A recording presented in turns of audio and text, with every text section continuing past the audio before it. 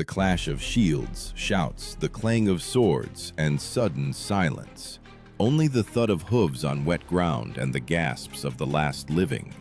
This was the sound of Europe's fear in the 9th century. City after city, monastery after monastery, everything situated near water became prey for the people who came from the north. Why did these warriors never take prisoners? Why did their name make entire kingdoms tremble? The answer lies not only in their cruelty, but also in their faith, where death on the battlefield was considered a reward, and mercy a disgrace. But before the northern shores turned into a forge of terror, there was a land where cold and hardship tempered people stronger than steel. Archaeological excavations in Birka and Hedeby show that Viking life was harsh. The land was stony, harvests were meager, and hunger was a frequent visitor during long winters. Their villages stood on the border between survival and death. Under these conditions, a special breed of people emerged, those who did not fear death because they encountered it daily. These northern warriors lived by a principle that Latin chroniclers would later call weird fate. This was not merely a belief in predestination, but an acknowledgement. Everything is already decided, and therefore fear loses its meaning. For a person who believes in weird, captivity is not a chance for life, but a rejection of destiny. Imagine a village where every boy from childhood hears that death in battle will open for him the gates of Valhalla, the Hall of the Fallen. There, according to Scandinavian belief, warriors feast eternally and fight again under the gaze of the gods. And now try to imagine how this faith transforms a person into a weapon that cannot be stopped by fear, pain, or threat. This is why the word drakar became a symbol of fear. These long ships with carved dragon heads sped across the waves like living monsters. Their appearance on the horizon meant only one thing: doom. A drakar is more than a vessel. It is the embodiment of the northern spirit, light, flexible, deadly. Contemporaries wrote that the monks of Lindisfarne did not even have time to ring the bell when the Vikings burst into the monastery. This happened in the summer of 793, a date that historians call the beginning of the Viking Age. There were no declarations of war, no envoys, only a sudden strike. From then on, Europe understood. The enemy came not for conquest, but for devastation. They did not build castles, nor did they occupy thrones. Their goal was gold, glory, and eternal memory. To take prisoners? Why, if the gods only needed dead heroes, not enslaved shadows. But what seemed like madness had a strict order. In every warband, a law was in effect: drang. This word meant a warrior worthy of glory. To kill an enemy was an honor, to capture him, a disgrace. Every raid was a test not only of strength but also of honor, and yet, even amidst the terror of their raids, there existed a sacred code that distinguished them from mere brigands. When monks wrote about the devilish people from the north, they did not understand that behind every axe blow stood faith, discipline, and an ancient order to which everyone submitted. But this order would soon turn against them, because those who took no prisoners would one day face something that could not be killed by a sword. When the ice had not yet left the fjords, and the northern sun merely touched the mountain peaks, the Vikings were already preparing for an expedition. For them, summer began not with plowing, but with forging iron. In smoky forges, axes, swords, and spears were born. Their steel, found during excavations in upland, contains traces of a Damascus pattern, proof that Scandinavians traded even with the Middle East. Every blade was an alloy of northern cold and eastern fire. And each was personal. A Viking knew his sword by its sound, by its balance, by the color of its blade in twilight. Preparation for a raid was almost a ritual. On the shore, a drakar was built, a longship with curved planks, light and flexible like a predatory fish. One ship accommodated about 60 people. Ancient chronicles mention that in just a few weeks Vikings could launch an entire fleet. A drakkar could travel by sea and by rivers, which gave them an advantage. They could strike deep into Europe where the enemy never expected to see the sea. In these campaigns, the main thing was not the leader, but the word heerd, warband. This was not just a group of warriors, but a brotherhood bound by an oath and shared plunder. To break the heerd's oath meant to lose everything, and that is why the Vikings did not take prisoners. Any enemy outside their brotherhood was considered a being from another world. Before departure, priests offered sacrifices to the gods.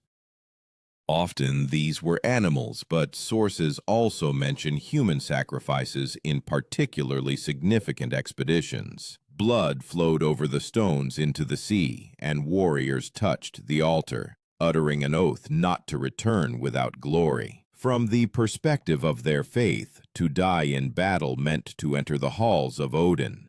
To remain alive but lose meant to be banished forever. These sensory images of those days are striking. Morning fog, the smell of tar and sweat, the creak of planks underfoot. The men were silent, their faces scarred and weathered.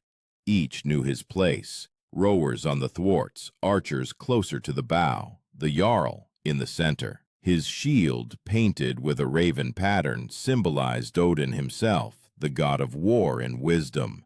This symbol was called Hugin and Munin, two ravens whose names meant thought and memory. They seemed to fly ahead of the army, bringing news of the enemy's fate. Interestingly, discipline in their ranks was stricter than in most European armies of that time. Excavations in Norway and Sweden showed identical sets of weapons, shields, and armor, meaning equipment was produced centrally. The weight of a helmet was about 3 kilograms, chainmail up to 10. For a fighter just over 170 centimeters tall, this was heavy. But every movement was perfected over years. Warriors trained on the plains, throwing axes at posts, practicing formations. One of the main ones was the swine, a wedge, piercing the enemy's formation. The strongest went in the center, the young on the sides. It was a living battering ram that broke enemy lines like a storm breaks fences. But their strength was not only in iron. The northern climate made them equally hardened in body and spirit. The water was icy, food simple, dried meat, oat gruel, fish. Everyone knew that weakness was a luxury one could not afford. And even in sleep, a Viking kept his weapon nearby. Waking could be the last moment of life. Modern historians note that the absence of prisoners in their campaigns was not cruelty, but strategy. A captive slows movement, demands food, creates a risk of revenge, and speed was the Vikings' main weapon. A drakkar had to be light not only in body, but also in the conscience of its crew. On deck, to the sound of a horn, the men lowered their oars into the water. Movement began, and the cold wind raised the sail. The ship glided over the waves like a shadow. All that remained behind was the fire of bonfires on the shore. All that lay ahead was wealth and death. The Vikings knew that not all would return, but those who fell would be accepted by the gods as heroes. And when the first waves broke against the bow of the drakkar, where a dragon with an open maw was carved, it became clear. Now nothing would stop their path. Europe was still asleep, but its nightmare was already moving across the sea. Night. The sea was black, like blood frozen on iron. On the horizon, neither star nor light, only the splash of oars and the quiet whistle of the wind, as if the very air feared to betray the approach of the northern shadows. Thus began the Viking raids, suddenly, without warning, like a lightning strike in a clear sky. When the first rays of the sun touched the coast, it was already too late. Strangers with axes stood at the monastery doors, and smoke rose into the sky. Historians write that the first attacks were not large, no more than 2 or 3 dozen ships, but even this was enough to paralyze kingdoms. English chronicles of the 9th century report that neither prayer nor gold could stop them. The Vikings attacked not for destruction, but for plunder and glory. They knew the value of speed and surprise. While the knights of Europe gathered armies for weeks, the northerners struck and vanished within a day. Before each landing, a battle cry rang out, Skjaldborg. This was not just a shout, but a signal to form a shield wall. Shields locked together, forming a living barrier capable of withstanding the onslaught of spears and arrows. The word itself meant shield city. This tactic was a key term of that era.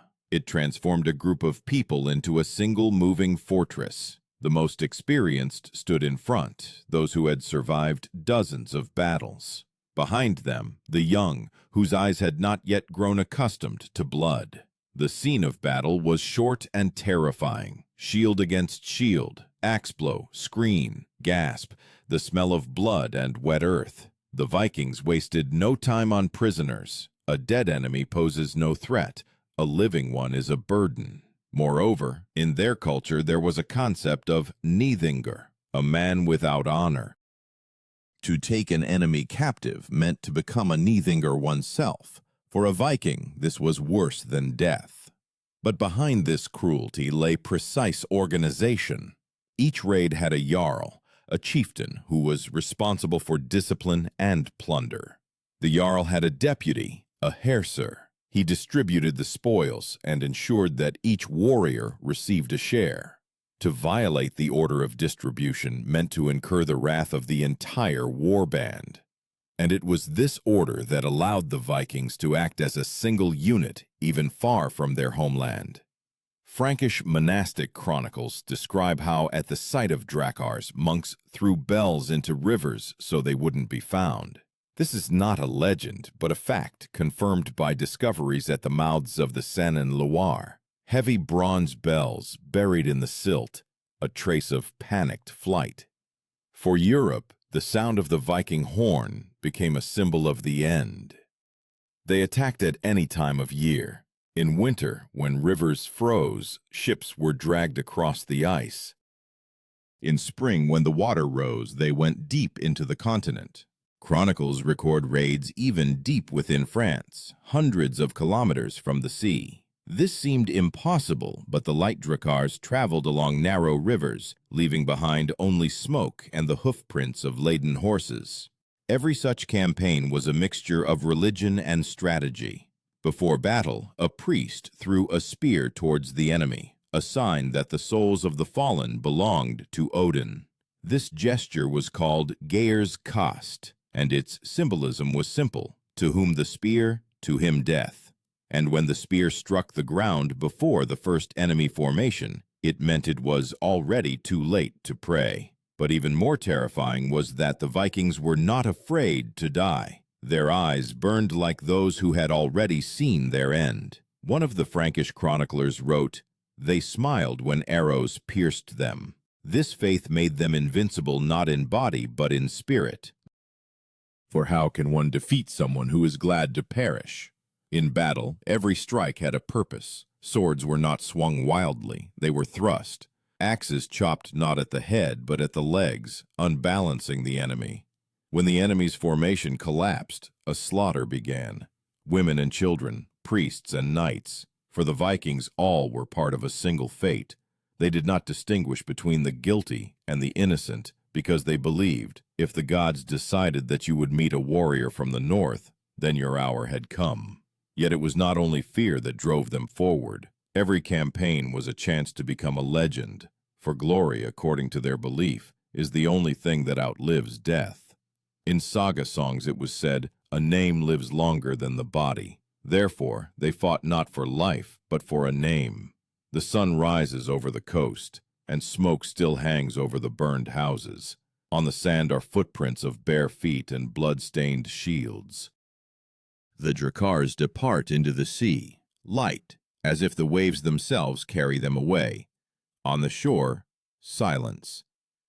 Europe would again live in anticipation of the next storm, for everyone knew, somewhere out there, beyond the horizon, new shadows were already preparing. By the mid-9th century, the fear of Vikings reached its limit. Frankish chronicles called them the Plague of the North, and English monks wrote that The sea casts forth demons. But behind this horror lay astonishing precision of action. The Vikings learned not merely to attack, they transformed plunder into a system. Their raids became operations where every detail mattered. The most terrible of such strikes was the campaign against Paris in 857. 200 ships ascended the Seine, as if the river itself had opened the way for them. Contemporaries recalled that the sound of oars and sails resembled a storm.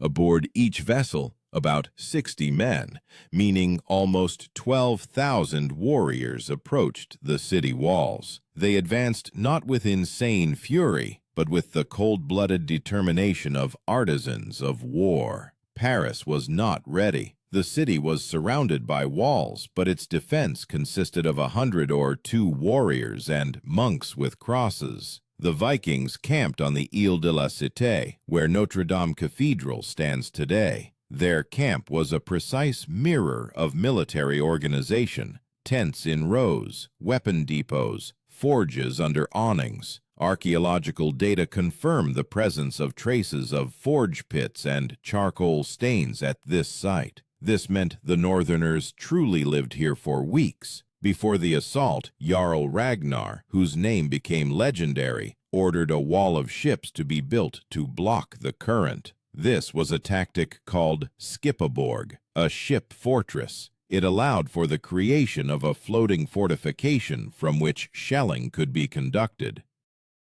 No army in Europe at that time possessed such a tactic. The assault began to the blare of horns. The Vikings used flaming arrows and tar to weaken the wooden gates. When smoke obscured the sky, they advanced in a swine formation, a wedge breaking through the defenders. The first ranks fell, but the rest marched over the bodies. Contemporaries wrote that the earth trembled from their tread, and again, no prisoners, only bodies and ashes. The reason for this ran deeper than mere cruelty. For the Vikings, battle was a sacred exchange, life for glory. Captivity disrupted this balance, for he who did not die could not complete his journey.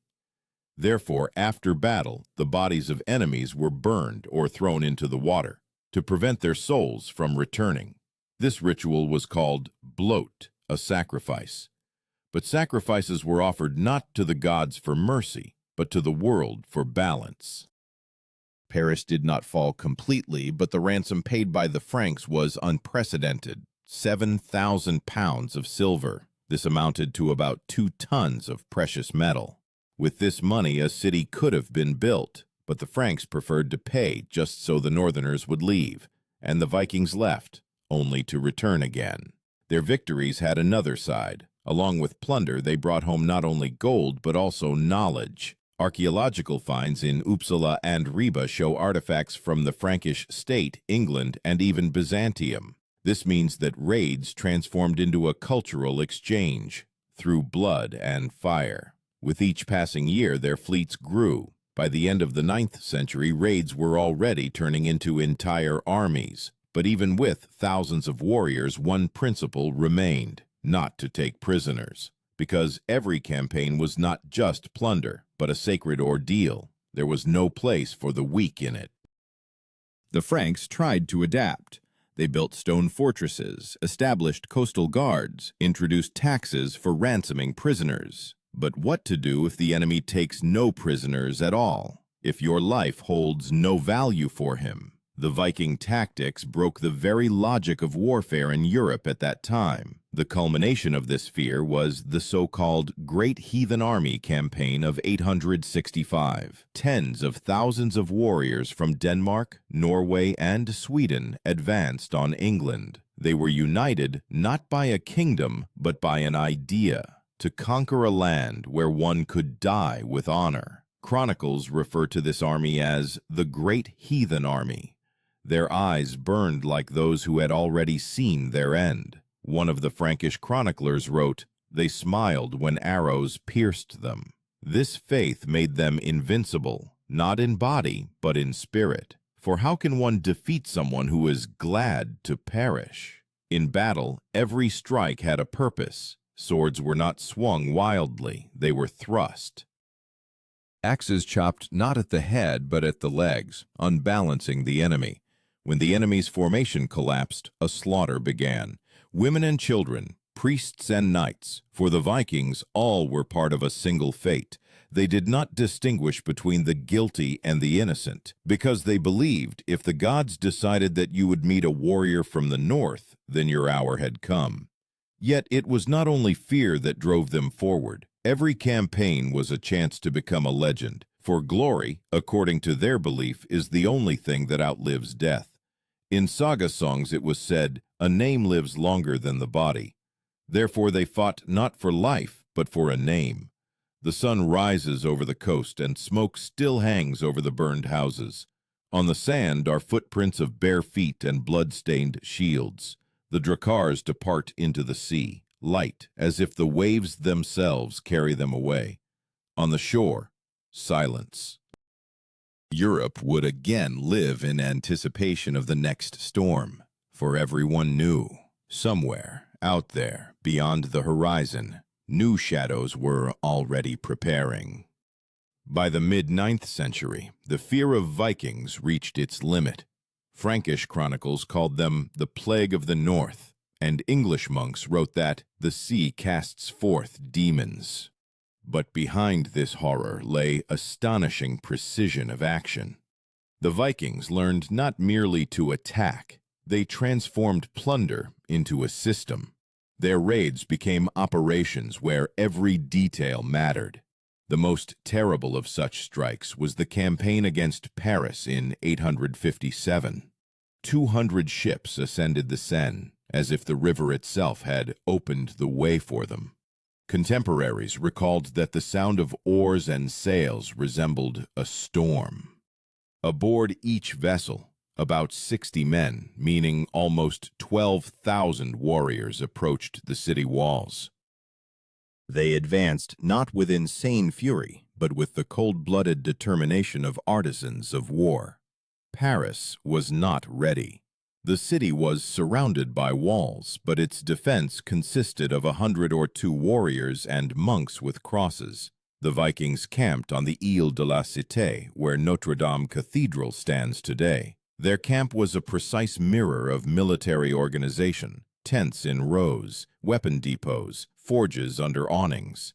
Archaeological data confirm the presence of traces of forge pits and charcoal stains at this site. This meant the Northerners truly lived here for weeks. But even in this law, their old cruel logic lived on. Honor was more important than life. Captivity worse than death. The Northerners began to accept Christianity, but not immediately and reluctantly. The first crosses on their ships were not a symbol of faith, but a sign of political compromise. However, when faith changed them, it could not erase memory. Even after becoming kings, the descendants of the Vikings remembered. Their ancestors did not take prisoners, because they did not recognize spiritual slavery. In Normandy, where the Vikings settled under the leadership of Rollo, a new principality emerged. Frankish chronicles recount how Emperor Charles the Simple granted him land in exchange for an oath of peace. But chroniclers note that Rollo refused to kiss the emperor's hand. Instead, he made one of his warriors bow down and put the emperor's hand to his lips, a symbol of pride that neither power nor religion could break. In the north, Vikings became merchants. Their ships now carried not warriors, but furs, amber, and silver. But even trade remained a continuation of war. Now it was a struggle for influence. A new theme resonates in runes and sagas: conquest by wealth. And yet, despite soft sails and the jingle of coins, behind all this stood the same force that once led them to the shores of England.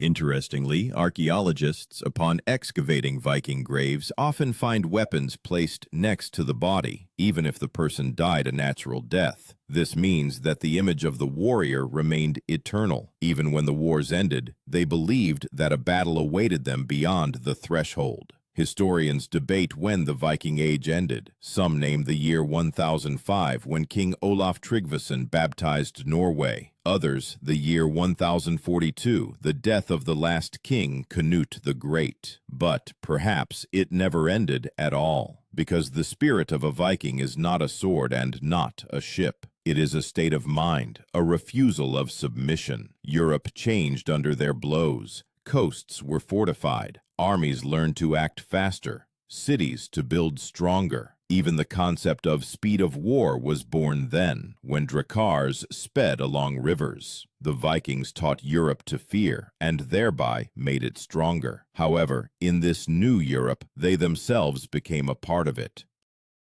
Their descendants sat on the thrones of England, ruled Normandy, fought in Byzantium. They were no longer the plague of the North. They became its memory, but a memory in which iron still clangs and the roar of the sea wind is heard. And yet the question remained. If faith in Valhalla and disdain for captivity made them invincible, then what happened when this faith disappeared? What became of the people who considered death a gift and life a test? The answer lies at the very heart of this legend, where something eternal is born between blood and glory. When the temples of Odin were replaced by churches and dracars rotted in harbors, Europe breathed a sigh of relief. But the silence, which came after centuries of thunder, did not mean oblivion. The memory of the Vikings lived in stones, in songs, in the blood of those who no longer knew how to fear. Their spirit dissolved into the very idea of Europe, to not submit to circumstances, to go where others dared not. Modern archaeologists found swords bent in half before burial in northern cemeteries. This was done not out of superstition. The blade was broken so that no one could wield it after death, a symbol of farewell to war, but also a sign that even in death, a warrior yielded to no one. And perhaps that is precisely why the Vikings never took prisoners. For them, freedom was not a reward, but a duty. Captivity was oblivion, and oblivion was worse than death. Their axes fell silent centuries ago, but the meaning of their faith resonates even today. To live in such a way that even an enemy remembers your name. And now, knowing their history, one can only ask oneself, could you look fate in the eye just as they did, without fear, without hope for mercy? Could you go into battle where death is not the end, but proof that you lived truly? Because perhaps the most terrifying thing about the Vikings was not that they killed, but that they were not afraid to live.